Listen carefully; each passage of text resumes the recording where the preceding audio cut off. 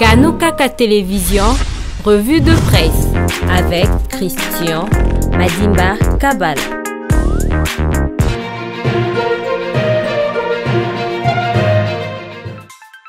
À la une de journaux parus ce mardi 9 mai 2023, les retombées du sommet de Windhoek au Namibie, où la SADC a décidé du déploiement de ses troupes en République démocratique du Congo. Merci de suivre et bonnes conditions de côte.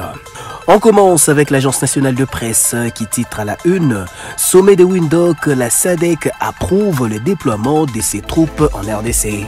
L'Agence nationale note que les déploiements de troupes de la communauté des développements d'Afrique australe SADC dans l'est de la République démocratique du Congo RDC a été approuvé au cours du sommet extraordinaire de cette organisation tenu lundi à Windhoek, Namibie. L'ACP rappelle par ailleurs qu'en mars dernier, la communauté de développement d'Afrique australe SADC avait dépêché dans le nord Kivu et en Ituri une équipe des experts pour notamment s'enquérir de la situation sécuritaire dans la région de Beni en proie aux exactions des ADF et autres groupes armés en République démocratique du Congo.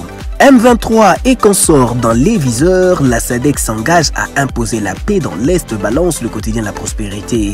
Le journal indique que pour une fois, d'un sommet organisé ce lundi 8 mai 2023 dans le cadre de la SADC à Windhoek en Namibie, une lueur d'espoir est sortie pour conjurer la crise sécuritaire qui depuis plusieurs décennies plonge la partie est de la RD Congo dans les profondeurs des troubles ainsi que des massacres aux effets dramatiques sur les populations civiles. Dans le même sens, le Forum des As ajoute que les chefs d'État et de gouvernement des pays membres de la SADC ont réitéré leur appel à la cessation immédiate des hostilités lancé par tous les groupes armés et à un retrait sans réserve des zones actuellement occupées. Autre fait marquant, signale Forum des As, les participants au sommet de Windhoek n'ont pas oublié le drame survenu en RDC avec la mort d'au moins 400 personnes et plusieurs milliers des disparus dans les territoires de Calais et au Sud Kivu